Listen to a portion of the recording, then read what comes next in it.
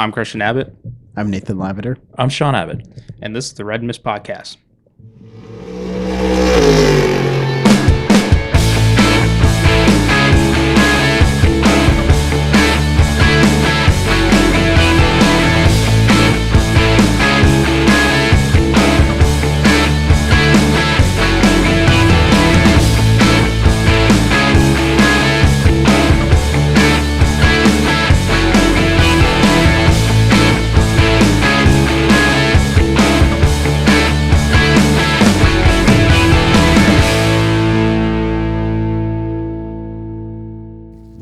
Hello, and welcome to episode 22, the Yuki Tsunoda number episode of the Red Mist Podcast.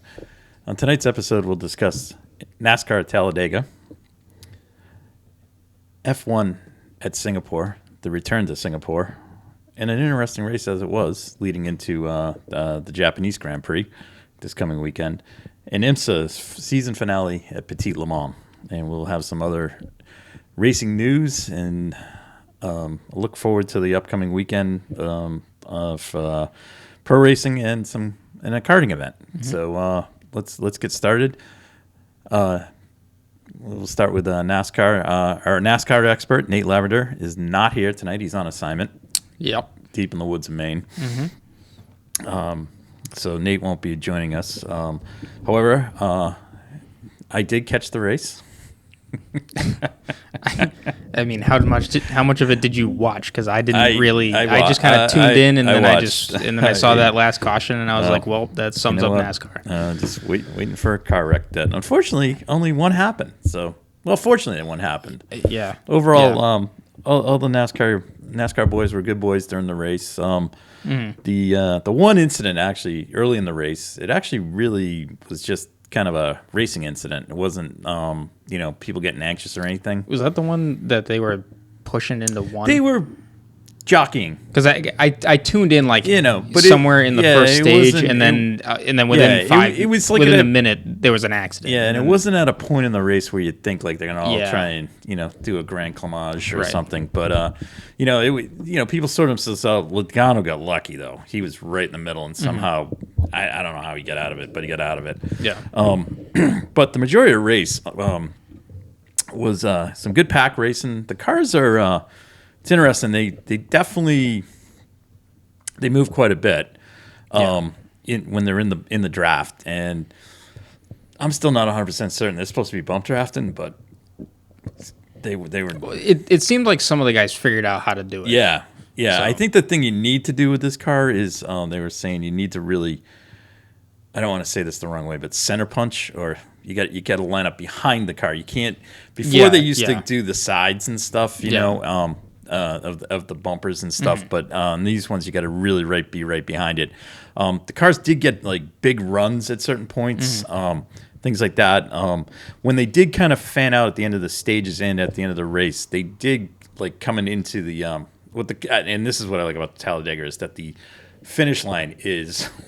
Well down. It's almost a turn one, which is awesome. Mm-hmm. It's not right after they come off. It's not halfway down the front stretch. So it is kind of cool. They have this extra long run to get down there, which made for some really good three-wide racing and no incidents, which was good. Mm-hmm. There was one, I want to say, scary crash, and that was Corey LaJoie's car when he the right front tire, right rear tire let go, and he went hard into the wall.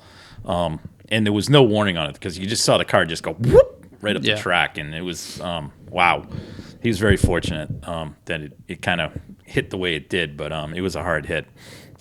The rest of the race, like I said, the race was pretty good. The front pack was definitely I should say that the top runners I thought watching the race were was Denny, William Byron, which was interesting. The two of them working together after their little. Dust up a week ago. Yeah. Chase Elliott and Ryan Blaney were really kind of the big guns that were up there pushing. And then at the end of the race, out of nowhere, Michael McDowell came into play. So it was good to see. And again, people being, I think, smart about the race, and no one. There wasn't any big blocks. I mean, I know on the the broadcast, they were like, "Oh, he jumped out to block him." I said, "No, he jumped out to get the bigger run. Is what he did. It wasn't a block. It was just more of a bigger run. Because if they threw a block, I think Byron thought Hamlin threw a block at him, but it was Denny pulled up out of the groove. Denny pulled up from the low lane to the high lane because he knew that guy, they were going to go, and then Byron made a great move. He went down below and got out in front. So it was kind of a he went a little over under, but the race itself was good. It was clean, which is surprising for Talladega. But at the end of the day, Chase Elliott took the win in a really wild finish. In terms of cars scrambling around to get to the lead and stuff, and he beat Ryan Blaney, and then with Michael McDowell third and Ross Chastain fourth, with Denny Hamlin fifth. That being said, Chase Elliott, I believe, if I heard this correctly, is an automatic advancer into the next round, into the next stage of the playoffs. So congrats to him. Yeah. And so from a standings point of view, again, Chase Elliott's got the lead there. Blaney's second. Didn't win a race, but he's hanging in there, which is great. I actually like that because he did it based on points. Chastain, Hamlin, Logano, and Kyle Larson are the are your top six. So we move on to, I don't know, my personal opinion, one of the fun weekends of NASCAR racing, provided we don't have any rain. And that is the Roval this weekend at Charlotte. So I'm looking forward to both the Xfinity as well as the NASCAR event there. There are some surprise drivers who are coming in to run. We have Marco Andretti, who'll be making his Xfinity debut in that class. I like that. Even though I can tell you right now, it will be the AJ Allmendinger runaway in the Xfinity race. But AJ won at Talladega. Right. AJ won in the Xfinity race at Talladega. So he's building on momentum. Yeah. So, and we have some other news about AJ. But I'm looking for big things from AJ. I believe he's running both races this weekend, I think. So it could be a double win for him. And then we have some other folks. We have Connor Daly making a debut and he's in the Cup Series race, I believe. I don't know. I just know he's racing. But he's going to be running Andy Lally, who will be back. So kind of looking forward to that. Unfortunately, no Kimmy. No Project 91 car. I read this really would have been a nice race for that. No Kvyat either. No Kvyat. I don't think Mike Rockenfeller is going to be there. No, that's too bad. Anyways, but I don't know. We'll see how it's maybe a few other road coast folks will come in and run, but kind of looking forward to see how Marco's going to do. See how Connor does. So I know he ran 2 years. Was it 2 years ago? Yeah, 2 years ago. He ran a part-time schedule with all people Travis Pastrana in the truck series. They ran like 6 races together. It was pretty cool. So hopefully those guys will do well and get some recognition. But I'm really hoping to see Marco kind of see what he can do. So I'm looking forward to that. The only other tidbit to come out of I think NASCAR this weekend is it looks like AJ will be moving up to Cup next year with colleagues. So maybe if Nate's listening to, he can't listen to this live. Hopefully Nate could let us know for sure. Yeah, he knows everything. He's Mr. Insider. So we'll move on from NASCAR. But congrats to them. Everything was clean race. So off to Charlotte. I honestly hope no rain because it rained the last. It's just It's a tough track. Even the road course is tough in the rain because it is actually kind of for an infield road course. There is some elevation changes. Undulation and it's got some cool corners. Yeah. The only quirky thing is that back chicane. Any chicane that's on an oval like that. Yeah. It's not even like if it was like Daytona and the bus stop chicane. For the IMSA race. Yeah, no, I have no problem. The transition is hard. I have no problem with that, but it's just a quirky chicane. And then there's the one when you come out of 4, and it's just like I hate that stuff. But anyways, it's whatever. It's a tight one.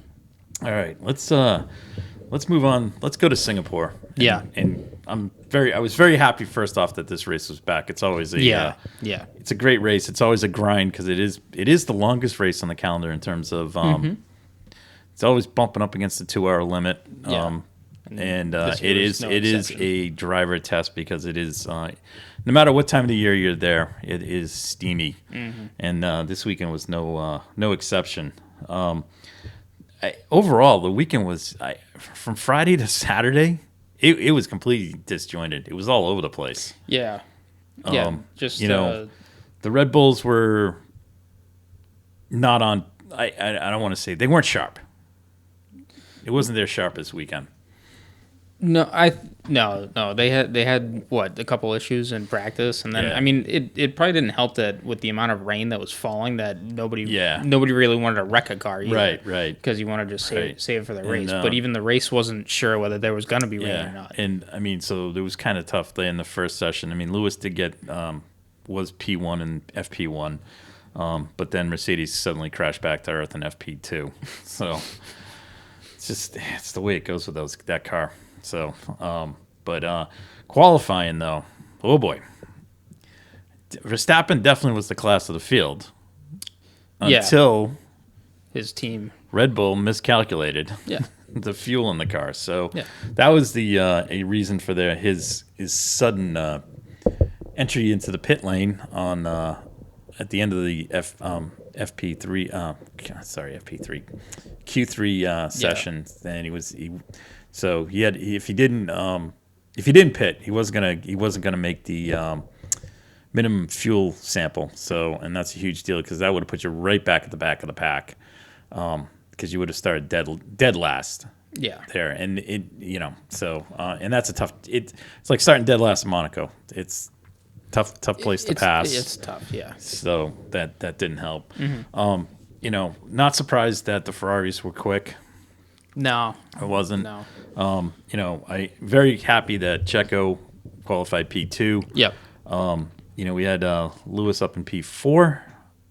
Is that right? No, P3. No, P3, and then Carlos. Yeah. And then Fernando. Right? Yeah. Fred. Up. Fred. Yeah. Fred.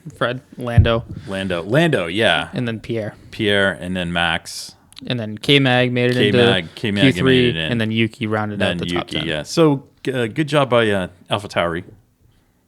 Yes. Yeah. So they got both cars in, and Lando hauled himself into the top 10, which is great. So he does well in those circuits, though, those tight, twisty tracks. He does really well. Lando? Yeah, because he did. I mean, he does fine everywhere else when the McLaren has the pace. Like at Baku. Wait, was that it? Baku last year? When he was in the mix and then he was leading and then it rained and then they left him out there on the dries? No, that was Russia. Oh, that was Russia. But that was kind of the same kind of track. It's not really. It's kind of a streetish type track, temporary circuit. It's a park. Yeah, park. Okay. Whatever you want to call it, right. Whatever it was. Okay. I'm glad they're not there anymore. But it was good to see Lando in there. Now race day. Oh boy. Down. I do want to mention out of qualifying. Yeah, go ahead. Surprise exit, Esteban Ocon. Yes. I don't know what happened, but just the one that was down. Oh, and George not being in Q3 either. Oh, that's a shame. Yeah. Well, move on. That's all right. We'll get to him later. The race day though. Whoa. Now I tuned in. I was late tuning in to the race, so I was going to watch. I did not watch. I watched the F1 app. So the good thing with that is that when you click on, you can either watch from live or you can watch from the start. Well, apparently when I watched, it had just started. Like I didn't realize there was a 90-minute delay. Oh, you tuned in right at the start of the race. What time did it start? Like, it was supposed almost 9 o'clock. It was supposed to start at 8 o'clock. So this is Eastern time for us. Right. So it was supposed to start at 8 in the morning. Got delayed for an hour. Yeah. So it was going to start at 9, but somewhere between 9 and 9:30. Yeah. Okay. So I tuned in. I think I missed it by 2 minutes of the official start. Okay. But I was like 2 minutes behind. Okay. I was like, ooh, it chucked down rain and that. Yeah. So I was like, well, I'm kind of thinking, well, it's Singapore. It gets hot and humid, so it will dry up. But I guess the thing I didn't factor in is if there was that much rain and in between the walls, it just wasn't going to dry up. Yeah. And it didn't get super, super warm. It kind of just stayed like temperature stayed. It didn't warm up after the race to dry it. No. And so it was, which is funny because I think the Kimono Dragon race with Max, wasn't that in the rain? Didn't the dragon come out of the spray or something? No, he was in, that was in like qualifying. Oh, practice. was it? Oh, okay. Yeah, that wasn't I thought it was the race. Oh, no. All right, so they called them before the race. No, but the race conditions were very similar to qualifying. Okay, so because even in qualifying, they didn't go on to slicks until Q3, right. and even that was kind of iffy, honestly, because even when you were looking at the times, you were like, well, the Inters could have still switched on a little bit more. Right. So, and again, great call by.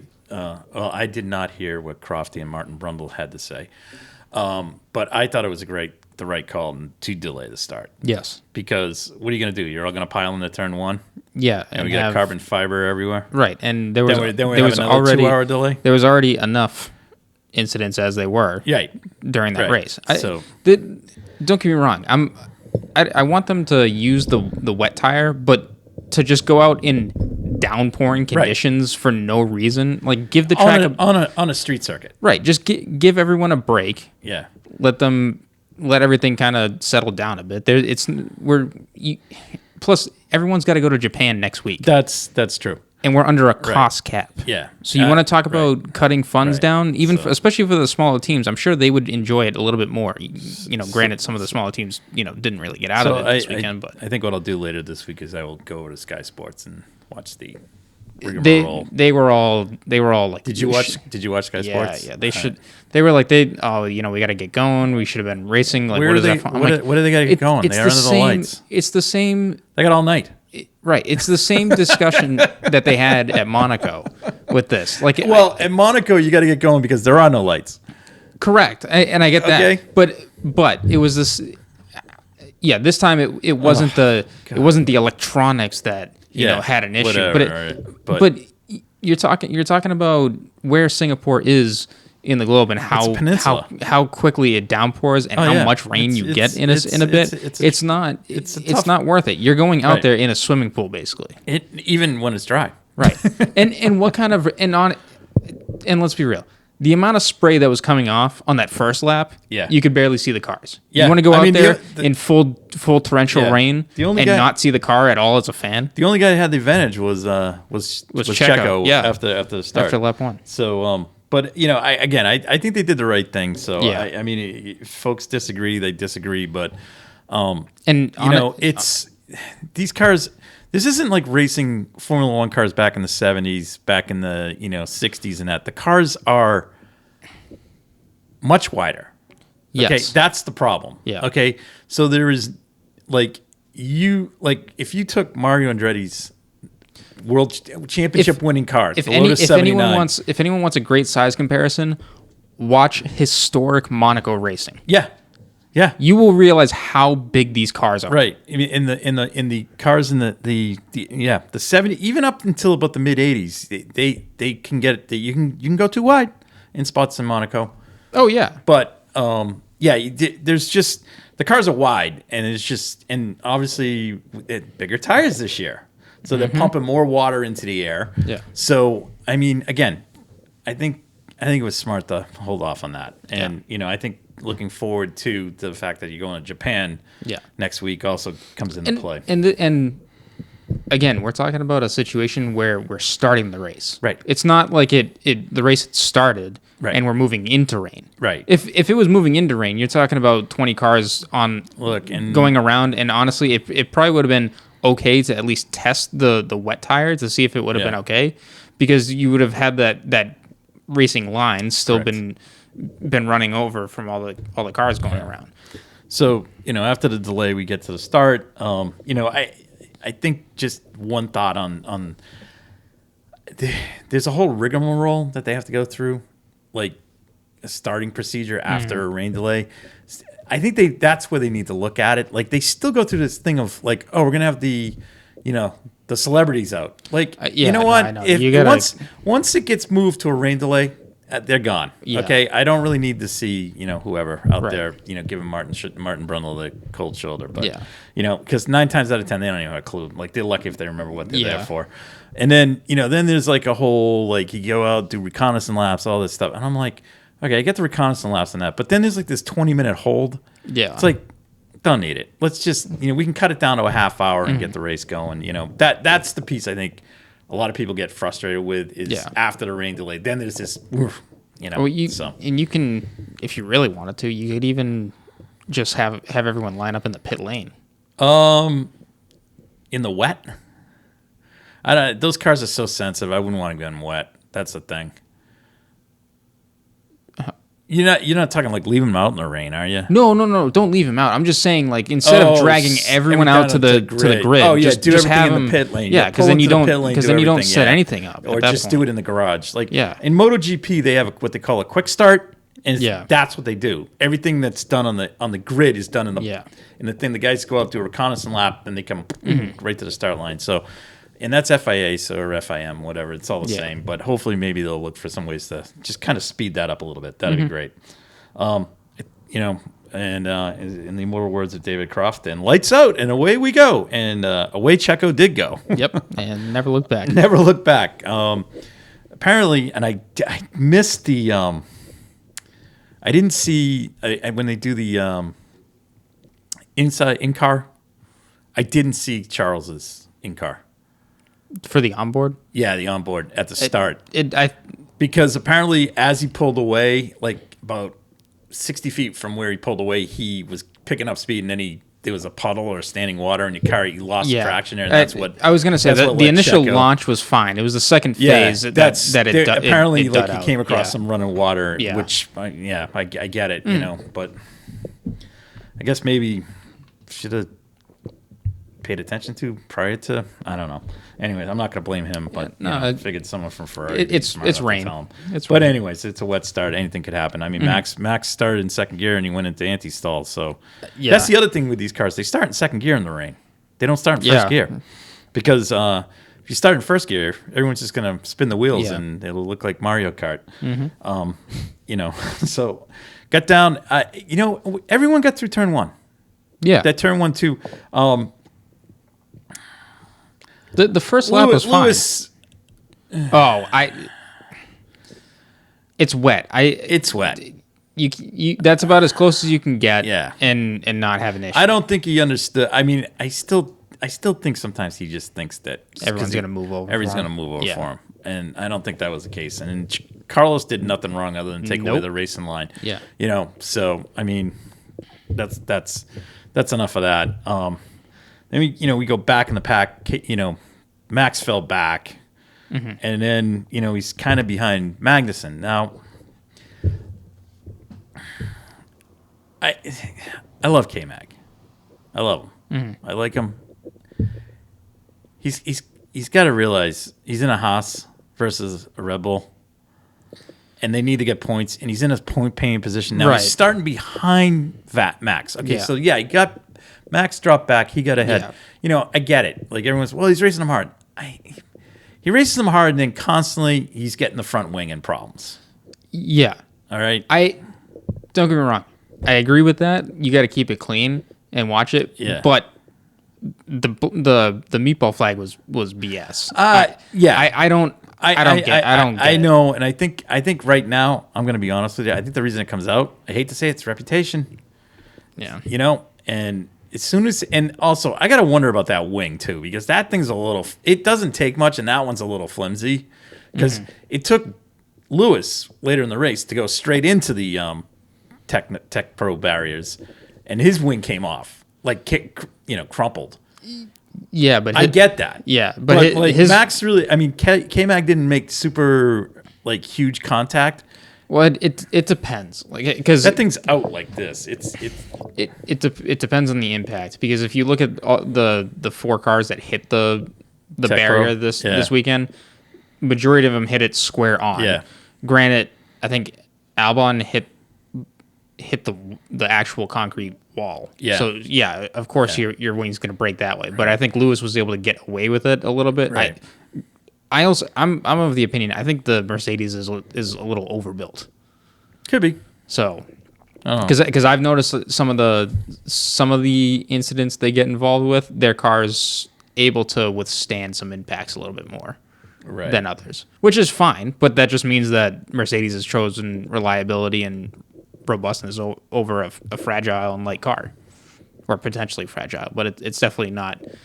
There's definitely weight that could be taken out of the car, and they're not gonna sacrifice the reliability that they have. Right. So I mean, the race, we start things settled down. Now you got kind of Max and Lewis out of.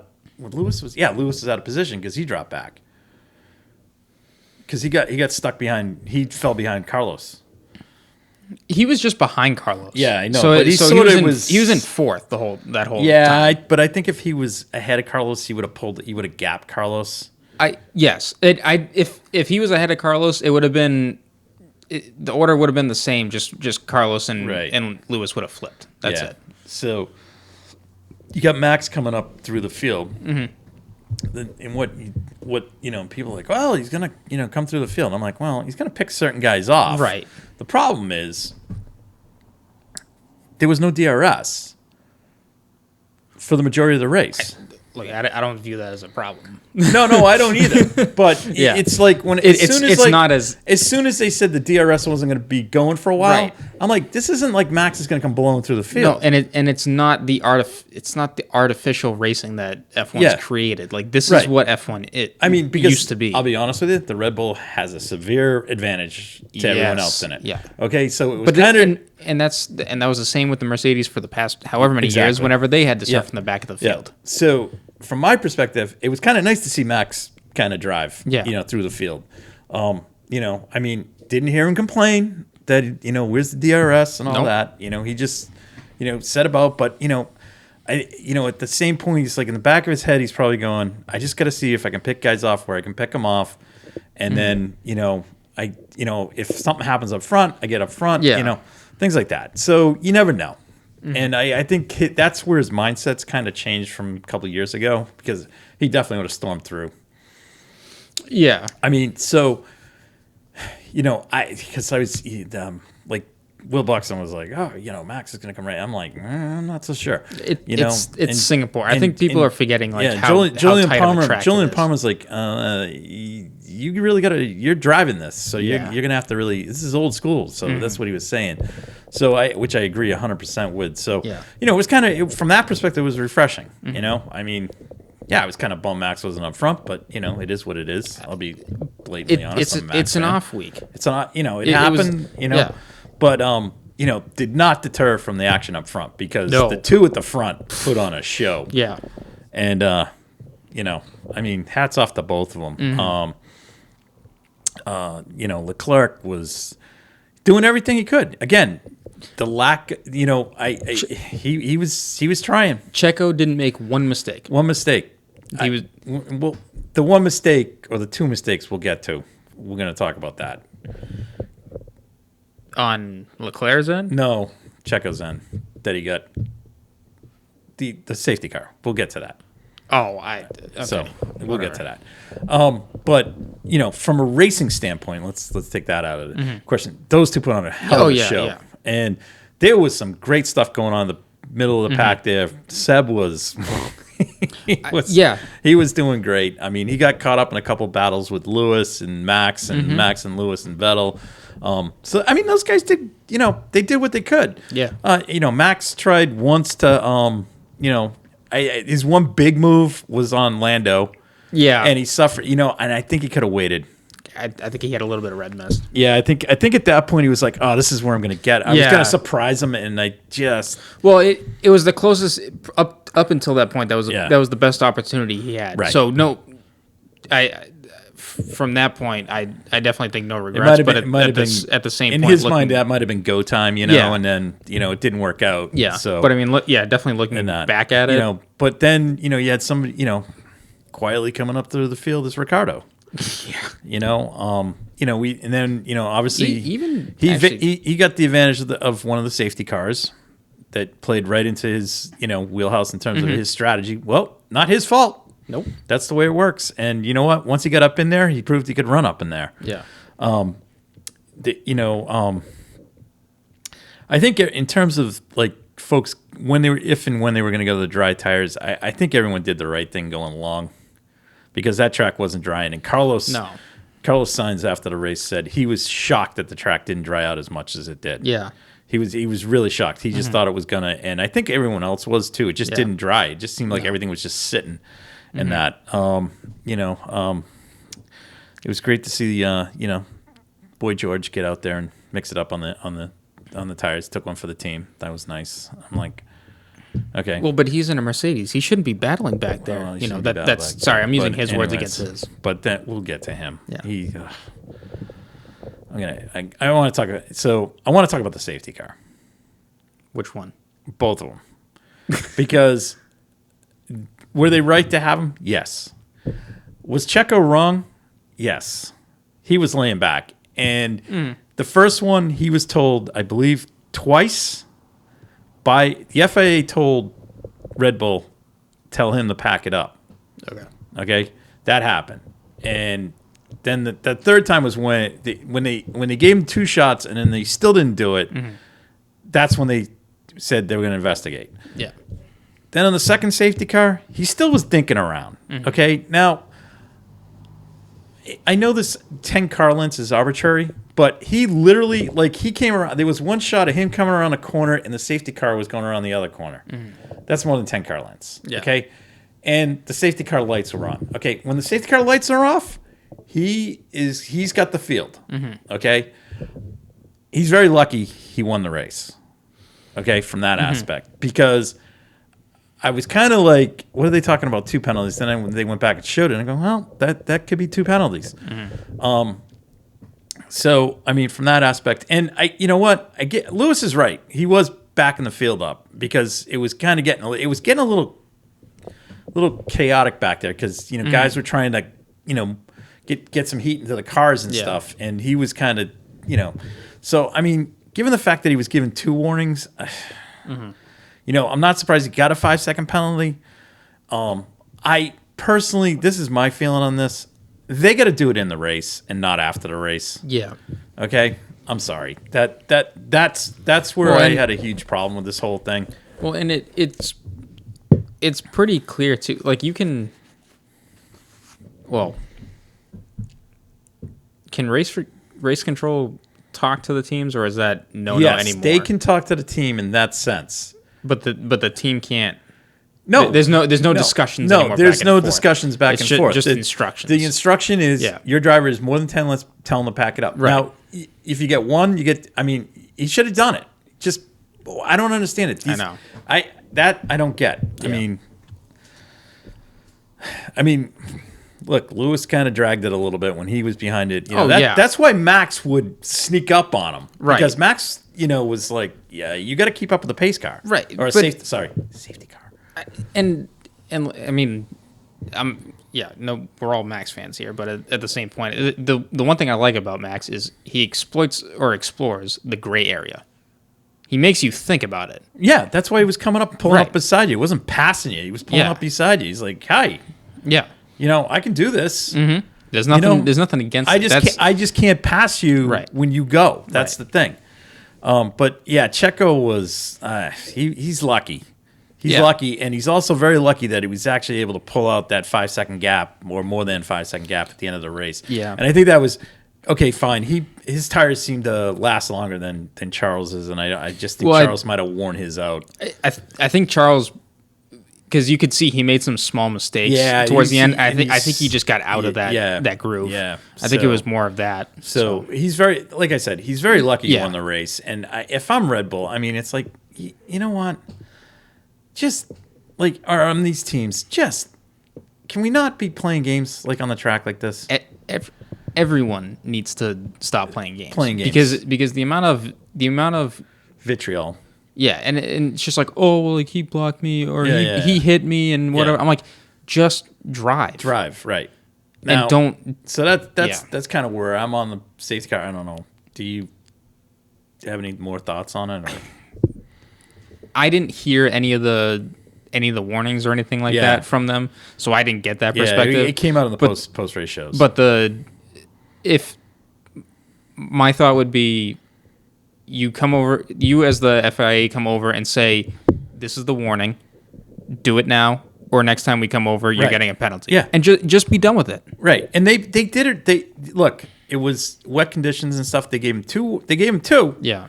I mean, it's like, I'm sorry, you got 2. Yeah. Like, there's no reason. The third time you come, it's 3 strikes, you're out. So, I mean, that's my thing. Again, I just wish they would just, let's not talk about it after the race. Let's talk about it after the race. Right. Great. Now everyone's hanging around, and it's there goes Martin Whitmarsh and Checo Perez into the FIA. I don't even know if it was Martin Whitmarsh who's the Red Bull wire, followed by Toto and his band of merry men, It's just like, it's ridiculous. Yeah. It's like, let's just deal with it. Yeah. So, now, my boy George, this kid, I'm done with him. Done with this kid. Everything is, I didn't do anything wrong. He's a snitch. Yeah. He is. He's a snitch. Like, why is Mick driving for his, why is he fighting me so much?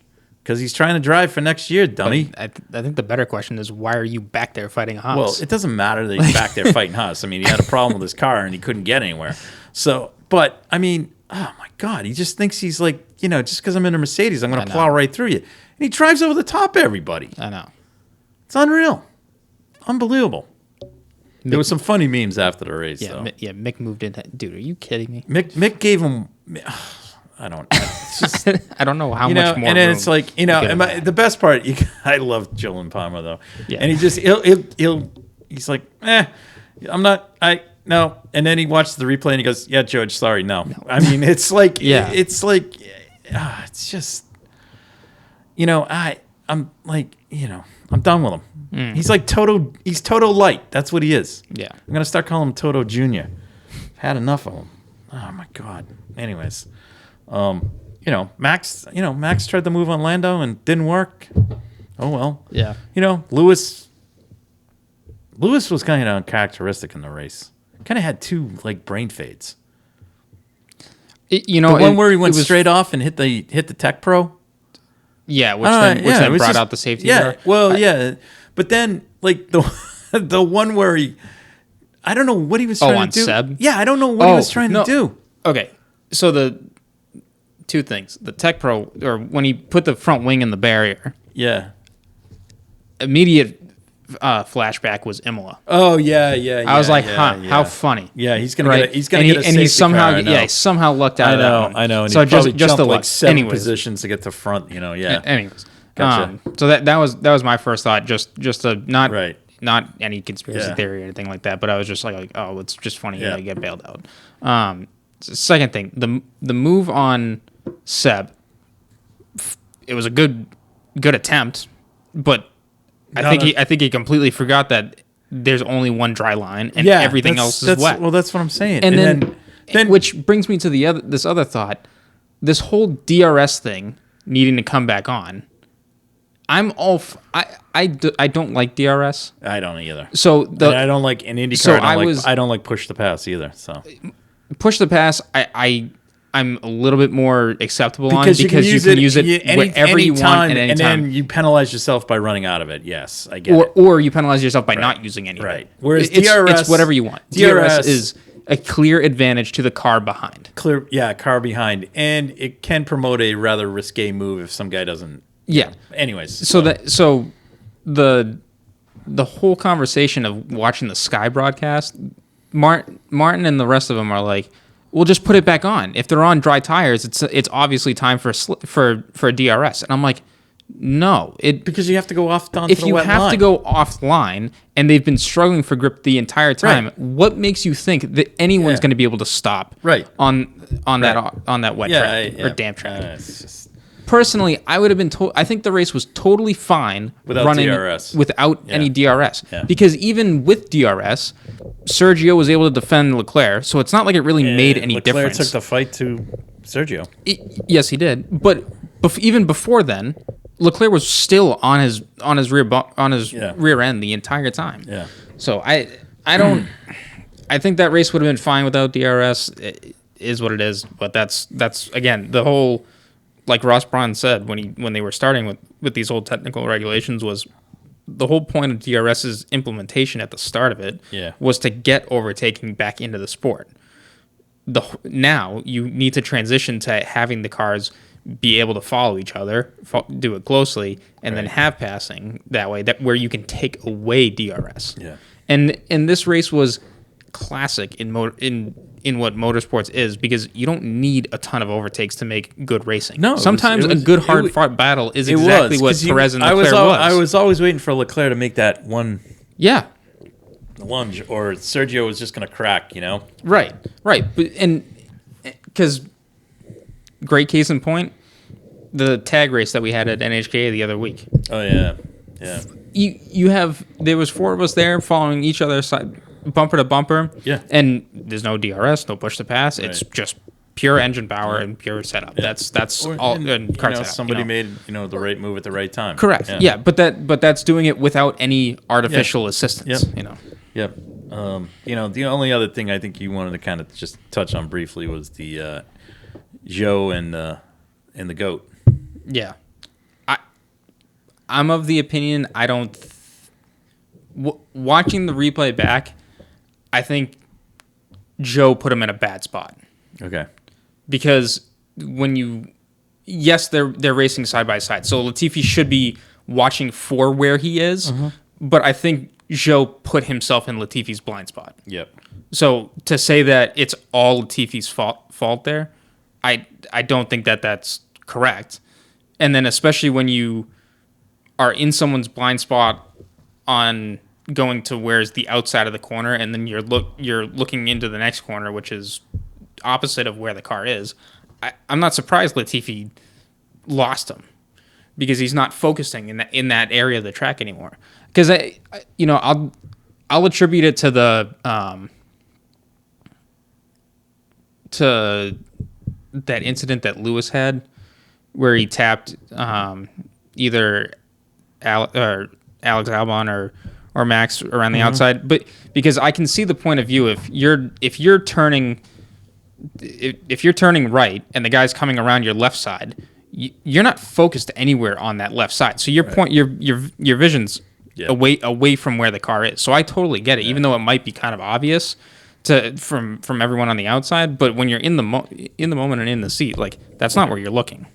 So I don't think it's.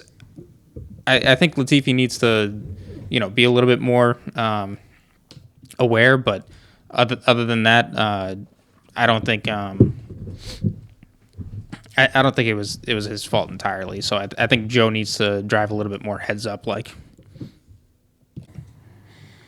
Right. Well, that was that good take. I kind of saw it as kind of the other way around, but it was just a tough way for both of them to end their race. Let's put it that way. Yeah. Kind of moving on towards the results. After fortunately penalties didn't impact anything. But we had Perez, Leclerc, Carlos, Lando with a great 4th place, and then Daniel with a tremendous 5th. Yeah. Lance Stroll, 6th. Yeah. Yeah. The Aston was actually pretty good in the conditions.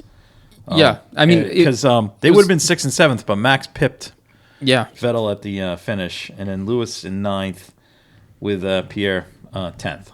So, unfortunately, this is my thing. Haas could have scored points here with K-Mag, and They really got to start focusing on how do we get points and stop focusing on thinking that he's going to win the race. So Alpine had 2 mechanical failures. Yeah. So that's not a great day. The finish by McLaren 4th and 5th jumped them. Yep. Over Alpine now. So they're sitting 4th in the standings. Yeah. In the manufacturer's standings. So good on them. And Aston flipped over and jumped Haas, I believe. Mm-hmm. I think he jumped Alfa Romeo and Haas, I think. Yeah. Obviously, Max wasn't able to clinch this past weekend. No. He can clinch. He's just one race closer. So that going into Japan clinching scenarios is he has to gain 8 points on Leclerc and he has to gain 6 points on Checo. With Checo's win at Singapore, if Max needs to win in Mexico, Max will get the win in Mexico.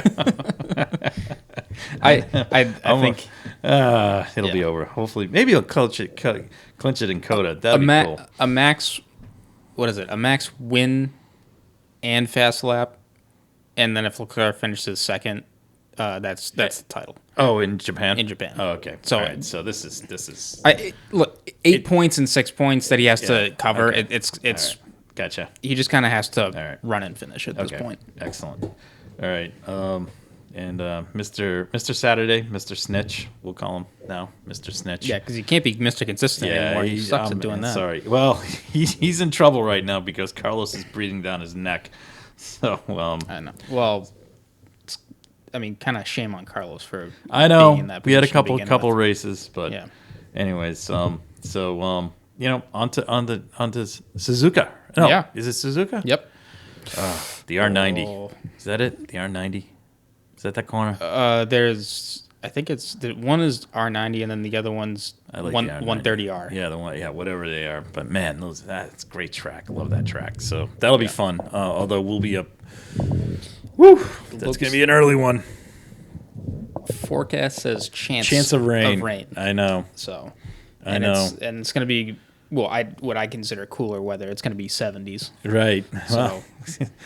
And that's a track that's notorious for getting, I hate to say it, typhoons after having Hurricane Ian wallop the southeast. Wow. Kind of looking forward to that. It's just, woo!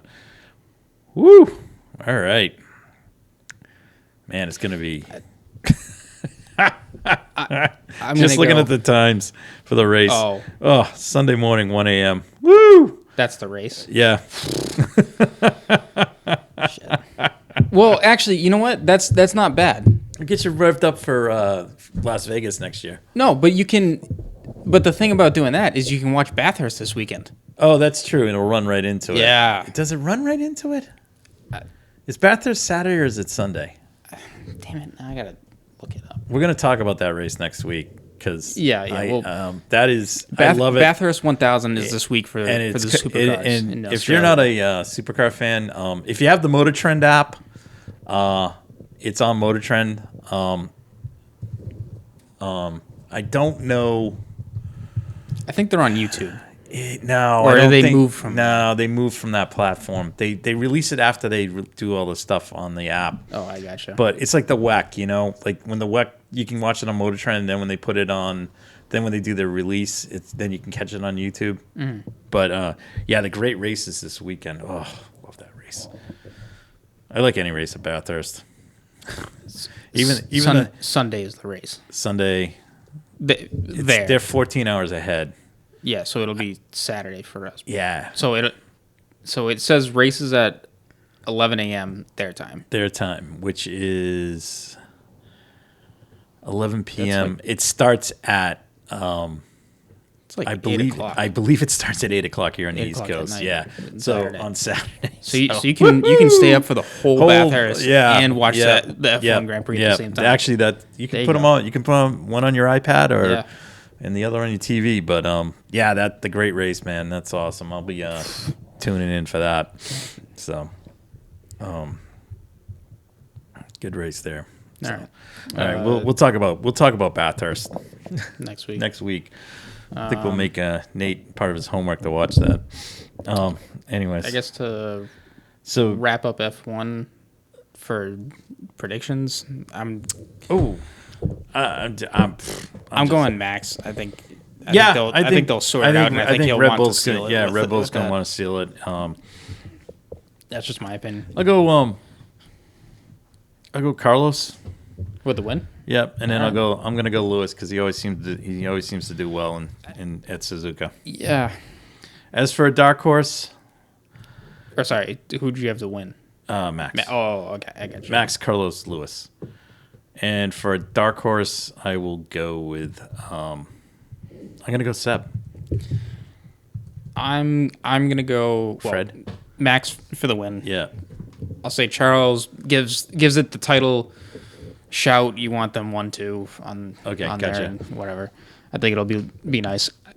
Gonna go out there and I'm gonna say Lando comes out of nowhere, finishes third, and then dark horse is gonna be Yuki because why not? Okay, that's fair enough. Home race. He can maybe he'll do something. Yep, that'll be good. Nate surprisingly picked Lance Stroll to win, and then he had Latifi at second and Bottas at third.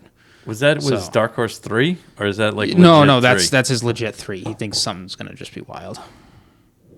There isn't gonna be anything wild. No, because Max is gonna if something gets wild, Max is gonna bail out of it. So I'm sorry. So Nate, I think he chose wrong this week, but who knows? I don't know. Well, time will tell. That's what happens when you watch NASCAR 24/7. All right. So okay, that should be. I don't want it to. I do and I don't want it to rain because when it rains there, it's like a monsoon. I know. You want it to rain just enough. The race, it's. But I prefer it doesn't rain, But anyways, we'll see. Hopefully it won't. But anyways, actually, what will return at Japan are all the crazy hats that the F1 fans put on. Oh, the Japanese fans. Yes, I want to go to that race. Yeah, because that race that's cool because. I wouldn't mind going Singapore to Tokyo for a race because that'd be kind of cool. Because I'd love to see the race in Singapore, and plus visit. I'd like to visit Singapore, but Tokyo, yeah. So you want to visit the Komodo dragon? Yeah, my luck. It roams the streets. Yeah, I know. My luck, I'll probably see it like walking down the street. Because when you fly to the race, typically everyone goes to Tokyo. Yeah, and then they grab the bullet train down to is it Nikita or wherever Suzuka is near, and basically from the city it's near to the track, it's not super. I think there's a train or something that goes there, but it's not super inconvenient. Yeah, it's actually pretty easy to do. But it'd be kind of cool to go to Tokyo and then take the bullet train and then go back and visit Tokyo for a day or two. Yeah. Which a day or two, but a couple days. But it'd be kind of cool to do that. Plus that track is crazy, and the fans there are definitely they're nuts. I love them. So I don't think we'll worry about smoke bombs getting thrown on the track. No. Unfortunately, they seem not to do that. Might be a little bit more civilized. Civilized, yep. So all right, so that we'll look forward to that this weekend. A couple late nights, early mornings. So. Fire up your Keurig or your coffee maker and enjoy. All right. IMSA. Yes. Wrapped up the season. It was a fun-filled week starting on Wednesday through Saturday, culminating on Saturday with Petit Le Mans, 25th anniversary of Petit Le Mans, which was cool. Very, I honestly, I think I've watched pretty much... All of them. Yeah. I don't know if I missed one, but I at some point I watched it. But it was kind of cool. So I really enjoyed that. And that was the 25th one. And the stuff leading into the weekend, I was not. I was really concerned with the weather. Yeah. Because of the hurricane that was Hurricane Ian, but it sort of kind of when it went across Florida, it kind of pushed off the coast a little bit and kind of swung out and then swung in, and then unfortunately went in Charleston and Kiowa Island and all that up through Myrtle Beach. But it stayed out of its fringes stayed off of Road Atlanta, which is north of Atlanta, which is kind of central Georgia a little bit. North central. Yeah, north central. If you look at Georgia on a map, you don't realize Atlanta's really in the middle of the state. It's not. It's more on the northern side. Yeah, but it's just not in a. You think Atlanta's sort of south, because Georgia to Florida, you're just kind of thinking it's. Georgia is a big state. It's a big state. It takes 6 hours to drive from You guys the north side to the south side. Yeah, if you take I-75 through, it's like 6 hours, and then depending on how you hit traffic, depending on how you hit traffic, it could almost be 8. So fortunately, nothing. The weather was, knock on wood, good there. Yeah. So that was good. Good for us race fans. Just not so great for the folks in Florida and everywhere else that was impacted. But the race itself, I mean, qualifying was its usual self. I mean, unfortunately, Ricky Taylor just going for it. Lost control of the WTR Acura and flat spotted the tires, slid through the gravel trap, missed out on pole. Tom Bloomquist got pole in the Shank Acura, so that good on them. And and the Cadillacs were hot on the heels. So and the weekend started off with the Cadillacs blowing everybody away. So I'm just like, everyone goes, oh, the Cadillacs are, and I'm like, I just don't, you're not, until you get to qualifying day, that's when you're going to ramp it up. Well, and the other thing, too, everyone forgets is the race finishes at night. Right. It's completely different conditions. Yeah, it's completely different. So you set the cars up differently. Right. And when you get to qualifying, you're going to go for it. Right. So you're going to put your maximum speed settings on it and downforce and whatever, and you're going to go for it. So, not surprised by that. I was just kind of was curious where Ricky would have ended up. But, we go to race day, and that race is, when it drops, they go. Yeah. And it's a fast track. I mean, it's super fast. All right. And having been there, and I've been there. Yes. I haven't been there with the new. Yeah. No, I have been. With the new chicane in the back? I have been. I've been there when the old one, because I was there the weekend the old one went out. That was the last week. I was there when they had the 2 Nissan GTP cars got totaled, and that was the end of the dip, as they call it back there, where that kind of chicane thing. Well, it's not a chicane. It's kind of a it's a left-right complex. left-right chicane. It had to be done, because before you used to just go through that dip, and you just kind of snaked up to the bridge, and it was whoop. Yeah. Sorry for the sound effects there, but it was fast. Yeah. But these guys, man, they went, and they just went. It was kind of.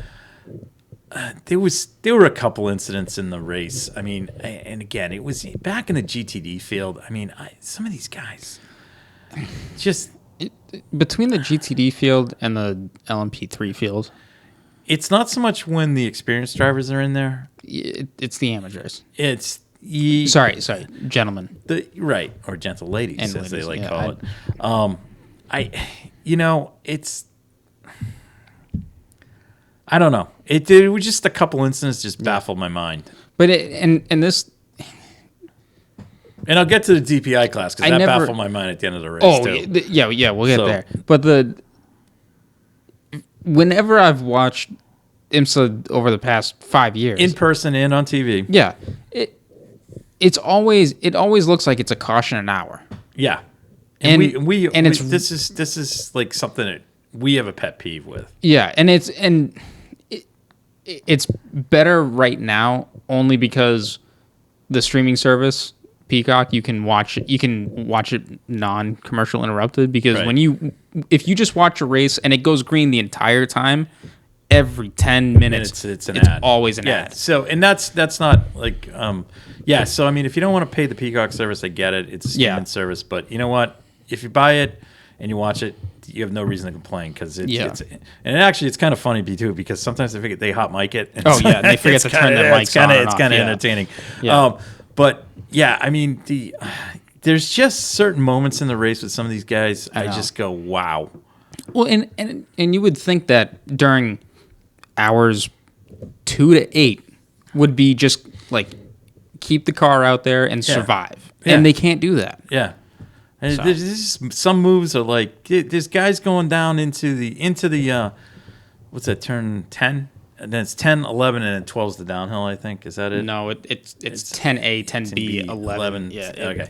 So don't like a GTD Pro guy. I get it.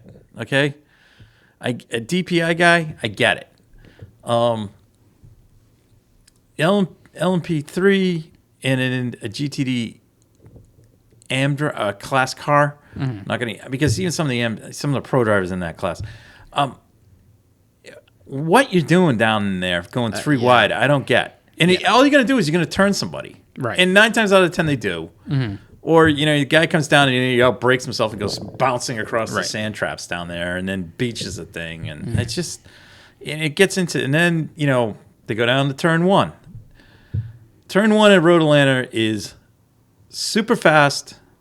It's a blind uphill to right-hand corner, and you have to be aware because the pit lane dumps right out at the top of the hill there. Okay, so I don't know what you're thinking if unless you're in a DPI car. I don't know what you're thinking in terms of if you're not a pro driver or whatever, what you're thinking going too wide down in there, and thinking that you're going to take a guy on the outside, and then you wonder why you ended up in the fence.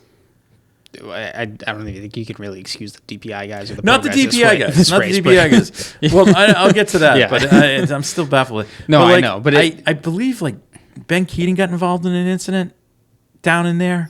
So I didn't see the.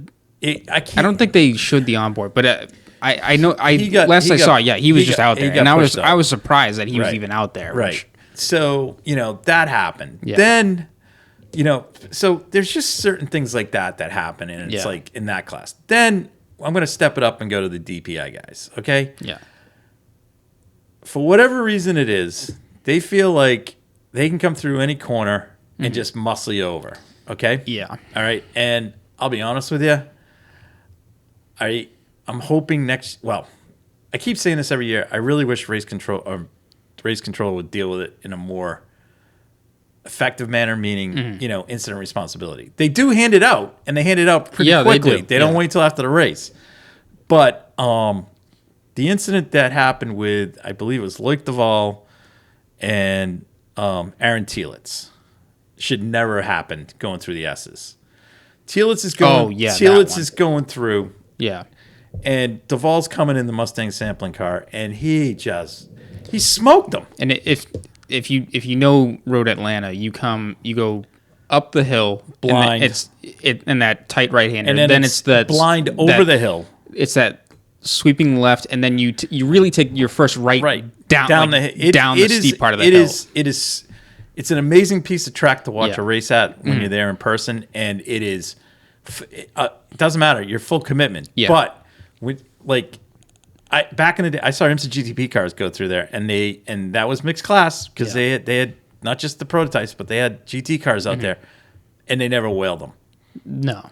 The last 5 or 6 years, there's been incidents in that stretch of track with DPR cars walloping GT cars and LMP2 cars because they're trying to make time. And I'm going, you know what? You didn't get it. So now you gotta suffer the consequence until you come out and go up the hill, and then you make the pass. Right. And then even coming up out of there when they're chasing guys, they're 4 wide, they're doing all sorts of stuff. And I mean, you guys don't have to worry about paying for the car. Right. Okay?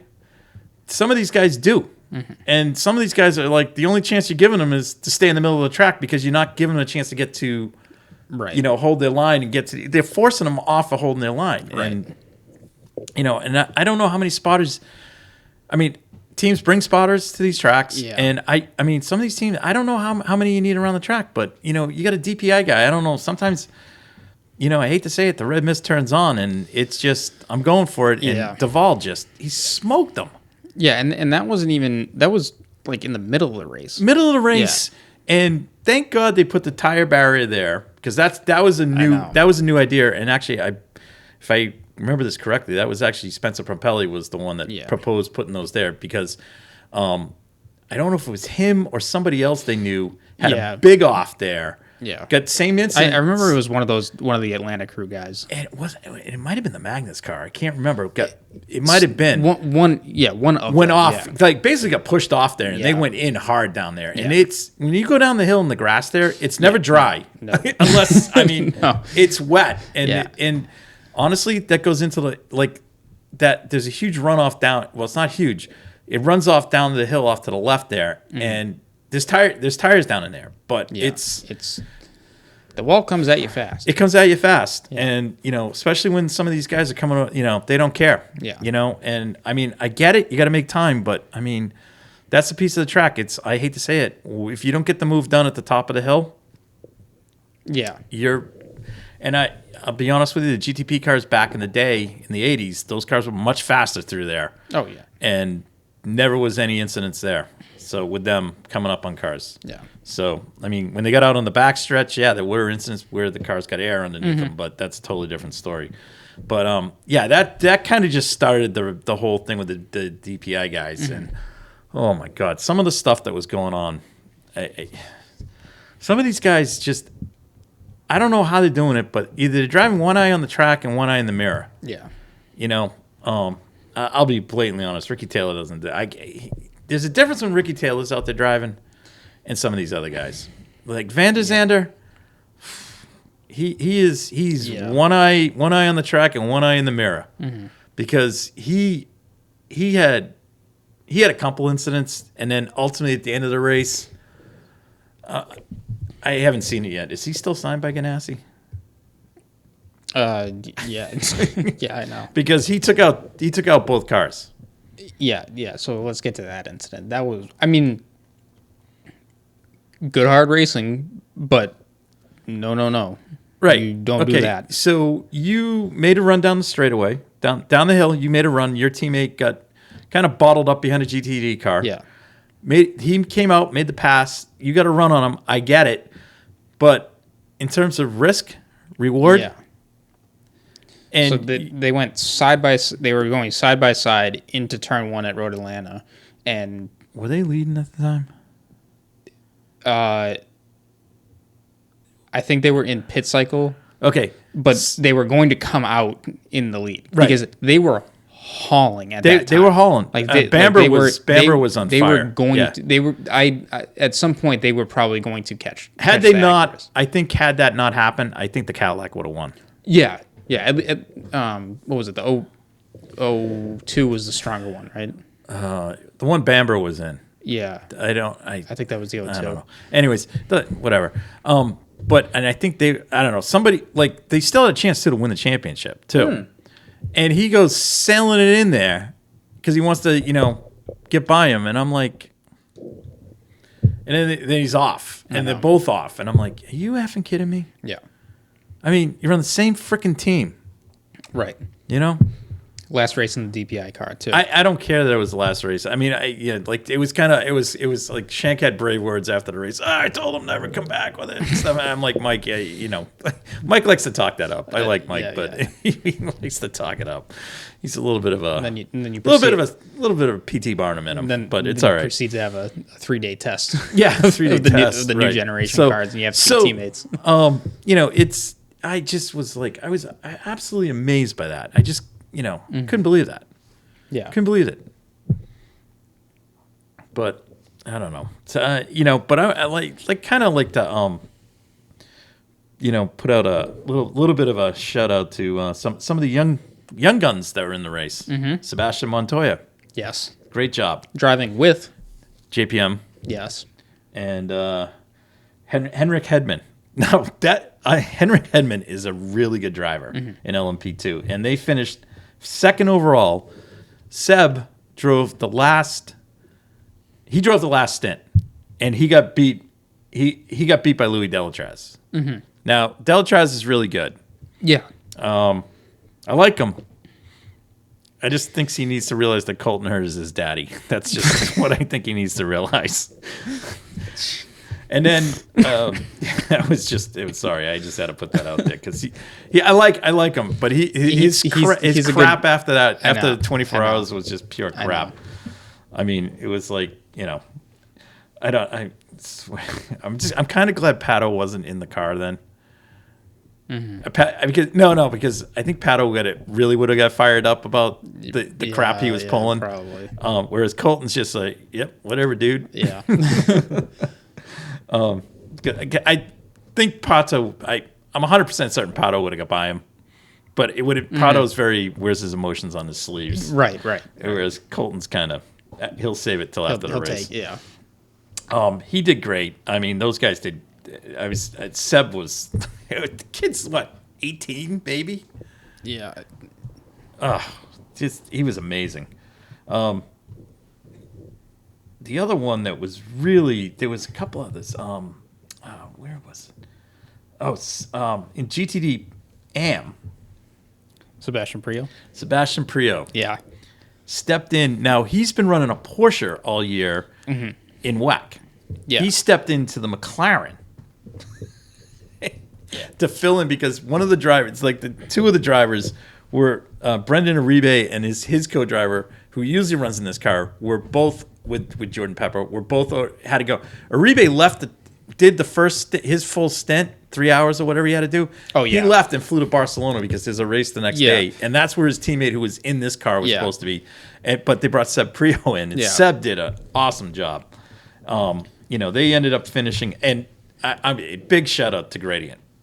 They won there.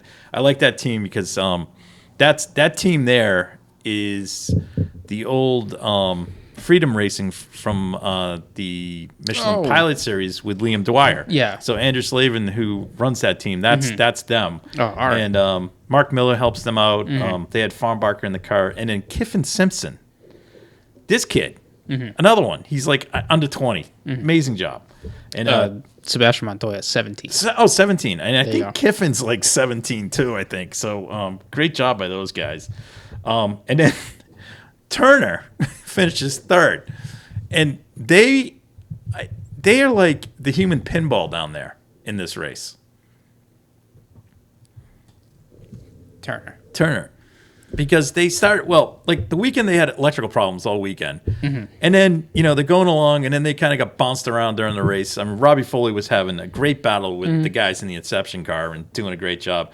Then there was like kind of a middle stint with Michael Dinan, and I think he kind of got hosed a couple times out there. And so every time that they put Oberlin in, he had to come back from like 8th place in class. So they ended up finishing third. So that was good. I mean, it kind of followed up with their big win on Friday in the Michelin Pilot race. So, and today's what, National Taco Day? National Taco Day is today. Yep, Taco Tuesday, 4th. Big Taco Tuesday at Turner Motorsports. So, are they? I think they're in New Hampshire. They used to be in Mass. I don't know. They're right on the border. I don't know. Somewhere here in the Northeast. They're on the North Shore. So on the New Hampshire Mass border. So, anyways, big shout out to them. And then, so it was. That was like just some of the crazy stuff. These, it was great to see some of these. I mean, super young kids driving, but they were handling their own, and I was really impressed by that throughout the race. And like they were in some heavy situations. I mean, Seb is. Montoya is like battling for the LMP2 lead the whole race. I mean, it was amazing. Yeah. And then JPM was no slouch. No. He's out there. I don't know. I love him. He just gets in, gets out, whatever. And that. So, he tripped on a tire getting out of the car. That was the last step. Gets out of the car for his last time, and somebody awkward. Puts a tire in front of him. So it was good. I mean, it was awesome because I got to see some, like I said, Gradient with the Acura gets the win in GT, and then, Gabby Chavez and John Andretti got the win in LMP3. Yep.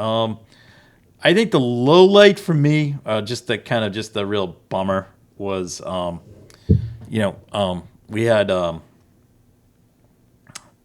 return of Reese. Yeah. And these guys show up and they just hit the track running, and they're right there. Just for context, Reese Competizione they run Ferrari's, I guess, factory car here in the States, but they're not really backed by Ferrari, which is absolutely amazing because at the time Giuseppe Risi was one of the, and I'm gonna just take Hendrick's. Rick Hendrick, and I'm going to take Roger Penske out of this because I have no idea if they have Ferrari dealerships. If those two guys have wads of cash, so they can do whatever. But Giuseppe Risi, his Ferrari Houston or whatever he was one of the highest volume Ferrari dealers, and this guy had like. Man, back in the day with the Ferrari 333 SPs, he would run those, which they could not stop promoting that Giuseppe Risi won the first Petit Le Mans. Yeah, but that 333 SP was a sexy car. I know they were all fantastic cars. I liked listening to it. Those cars are awesome. If you ever get to see them at a vintage race, just amazing piece of kit. Almost as well, yeah. And then you had the Rileys, which were $400,000 cheaper, and they could hold their own with a big block Chevy in there. So it was actually kind of cool. Yeah. Amazing. They just bounce up. They rock up, and it's like, we're here, and they got some killer drivers. They had David A. Regan, they had Daniel Serra, and James Collado. Yeah, those three are all top-notch drivers. But Risi, getting back to them running Ferraris, but not backed by factory Ferrari, they only have enough funds to do They cherry pick the races in the Michelin Endurance Cup, so they only run the super long endurance races. I believe they did win the Michelin Endurance Cup, though. Did they win it, or did they get thrown out? Okay, so I heard that, but they fell into. So we'll say it.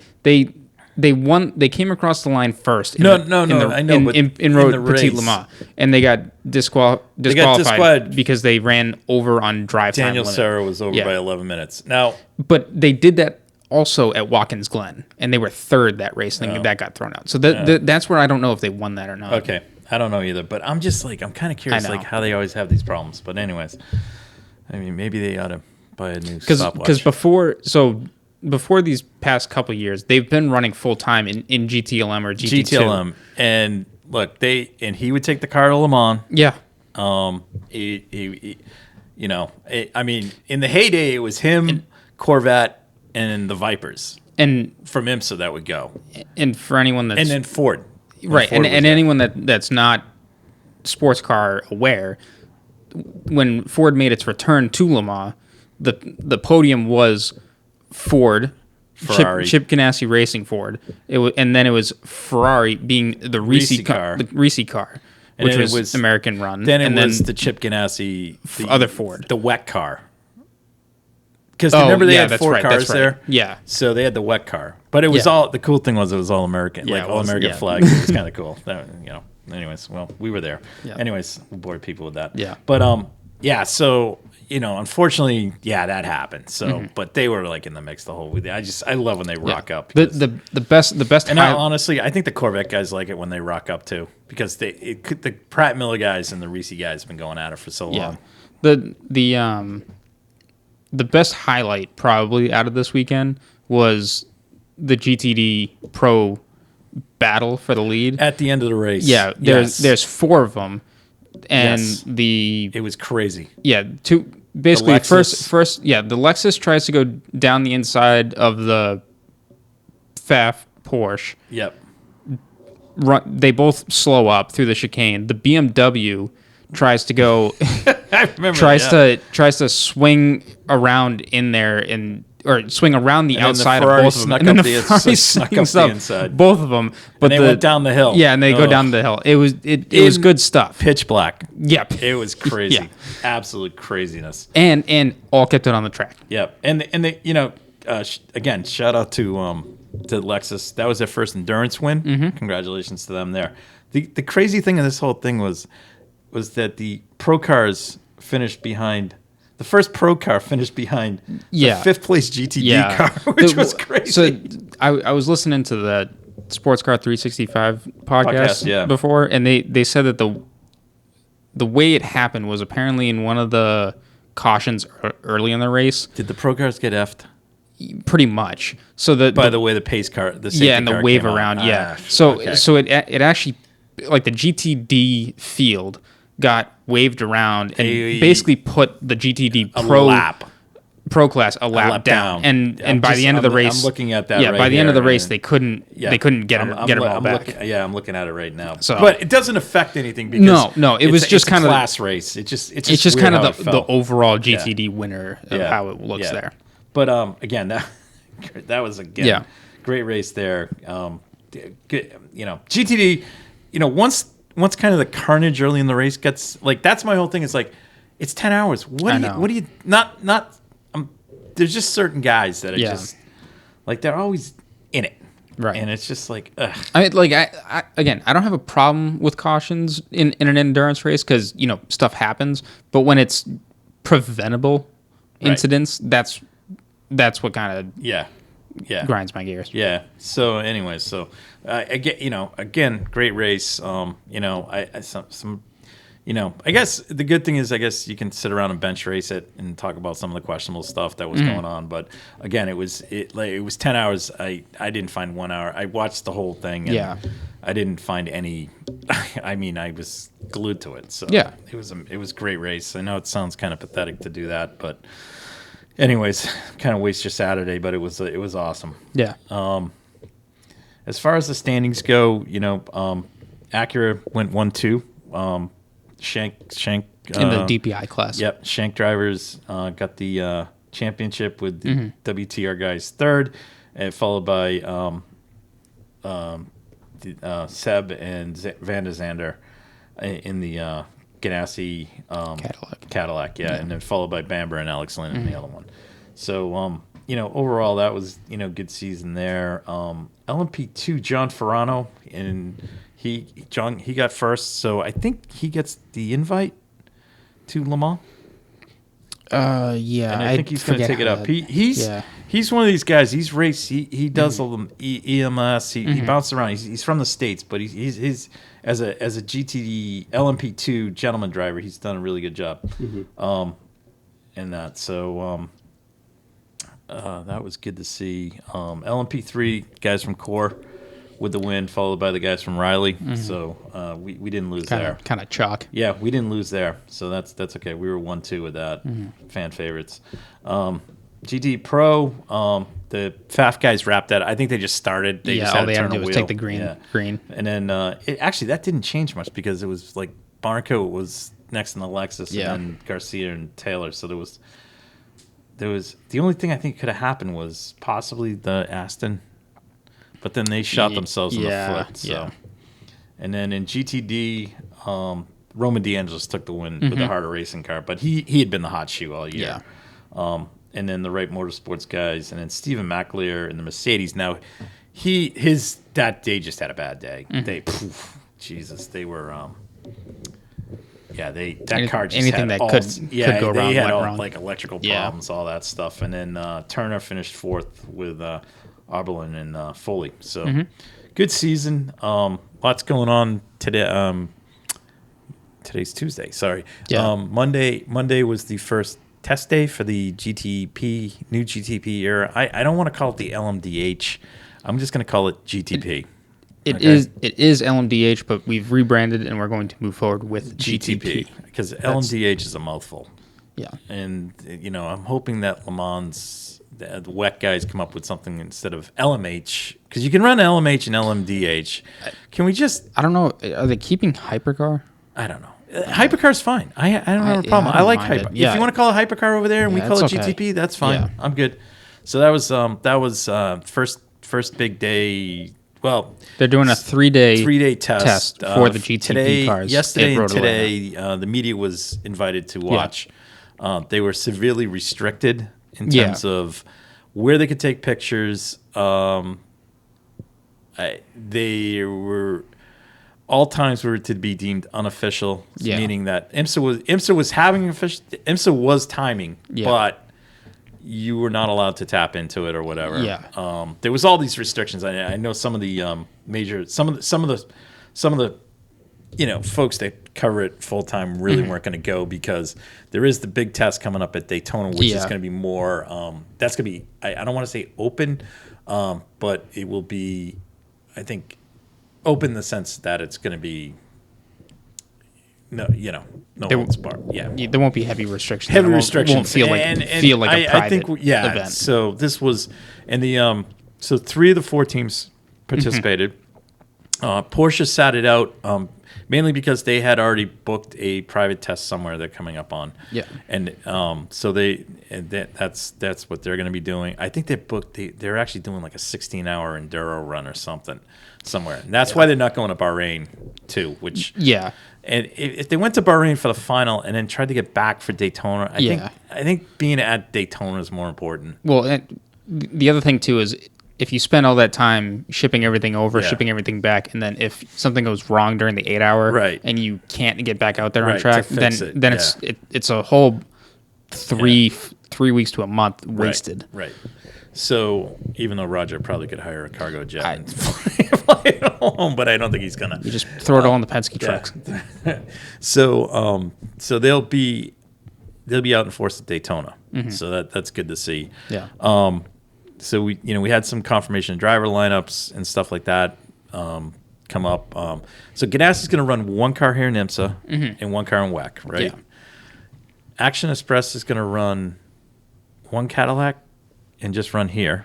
Yes. Right. But for the Daytona 24, Ganassi's going to bring two cars. Going to bring the WEC car is going to be here for that race. Just that race. I don't know what if any other races. Penske but for that will have two Porsches. They're running two Porsches in both. So 4 cars total. Two and two. There was speculation that they might run all 4 cars at Daytona, and that got kiboshed. I think they're only running 2. Yeah, I'm not sure about that one. And then Acura's running single cars for Taylor and Shank, and then JDC Miller's going to have a Porsche, and then there is the AJ Foyt JR Hildebrand Porsche, which is that I haven't heard anything more about it. Yeah, but it's rife. Oh, and we forgot about BMW. Oh yeah, are they doing 1 car or 2? 2. Okay, and they're just solely running an IMSA right now. Yes, I think their plan is 20. I think in 4, depending on how 23 goes. Yeah, they're going to try and put 2 cars over in WEC. Okay, all right. Eventually. So that might happen. Yeah, and then the outlier for IMSA right now is when Lamborghini will be here, which I think 2024. 24 Lamborghini will be here because they're doing an LMDH car. Which also in 24 is supposedly when Ferrari joins Hypercar or in WEC. But they're not coming to the States, right? At least initially. And the speculation is that just Risi, right? Yeah. That came up last week. What they'll do next year, Risi will do is run a GT3 car, the new 296. 296, which is a pretty cool kit. Very cool. And then the other speculation is with BMW moving, Rahal Letterman moving to GTP. Yeah. There's sort of they're going to have GTD Pro, right? I'm not sure about that. I don't know what's going to happen. I think they are. I think IMSA has Pro. I think they're keeping it like it is. For next year, yeah. Yeah. So the GTE, GTM, that's those GTLM cars that we once knew. Those are one more year in WEC. Yes, just in WEC. Right. And then, but next year it's only AM. It's right, or is that 24? I don't know. Anyways, we gotta clarify that later. Anyways, so the other thing is, so things are popping that Turner may show up with 2 cars in GT, at least in GTD. Whether it's GT Pro, one in GT Pro, one GT. It could be 2 in Pro. It could be because it could go Oberlin and John Edwards, and then put Robbie Foley and Michael Dinan in the other one, which is a good lineup. Yeah. That's a good lineup. I don't know. I mean, because I don't know if Robbie Foley qualifies at, I think he's a silver. Oh, we're going to get in driver ratings now? Yeah. I don't want to get into it, but anyway, I mean, he can hold his own. Yeah. But I think Edwards may that was kind of floating around. Yeah. And then the other news was one of the worst kept secrets was that the Corvette GT3 car is out and about. So is aiming a target of 24. 24, right? Yeah. And then now, which it could Right. They're going to run what they have right now. Yeah, they're going because right now they're running their GTLM car that they've modified for GT3. Stupid me, I know we had talked about this and we all got kind of fired up about this. The Mustang, is that back this year? 24. That's 24. Yeah. Is next season? Oh, they're just going to run. They'll run Michelin Pilot with the GT4 car. Probably. Okay. All right. So I'm not going to be surprised that Joey Hand continues in Michelin Pilot, and then all of a sudden he pops up in the GT3 Mustang. Okay. Just saying. Yeah. All right. I'm just saying. Yeah. And then the only one I don't know what's going on with Porsche. I guess Fast's back, but I mean it's like for GTD Pro. Yeah. Well, they're back in GTD, but the two guys, Jaminet and Matty Campbell, are both off to I think off the prototypes. Yeah. So off the Penske, or various teams. Yeah. Because there are a couple other teams in Europe running. So there's a lot of stuff happening on the IMSA front, I'm sure stuff will be coming out. Once they get done with this test, it's going to go quiet for a bit, and then when they get to Daytona, that's when things will start ramping up, and speculation of where teams will end up and things like that. So looking forward to seeing what comes out of that. So kind of excited. So as far as this weekend goes, we got a big slate of racing. We got NASCAR at Charlotte, F1 in Japan, Bathurst, and then you will be. I will be team manager, mechanic wrench. I'm going to sitting pit out for Rich Hemingway and Jeff Gutterson. Okay. So in this week's NHKA 4-hour indoor race. Yes, I saw the new rules, and I think that's was there a compromise? Did they break bread over the rules? There was not enough junior entries, so the junior race got axed, and then that hour has been added to the. And I did see 206 World Formula. So race. now Jim is still going to get the waiver to run. Yes, Jim Paulette is still doing his solo run. Because there was a thing in there that said no solo drivers, but I know Jim did get a waiver. Yeah. And now it is 2 mandatory pit stops. Yes. Which I think should have been all along 2 mandatory pit stops. Yes, on the personal front, it should have been 2 from the start. Right. Just to Okay, so that's just our opinion. There were behind the scene conversations taking place, I'm sure. Or attempts. And our sometime erstwhile fill-in go-to guy from Formula Hooligans is Alex going to be driving.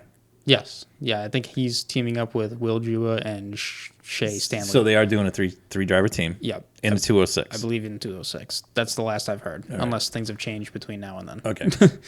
All right. That's entertaining. So I'm not sure who or anyone of the other teams that are out there. That's just my bad of not talking to anyone. Yeah, it's kind of tough because we kind of shut it down.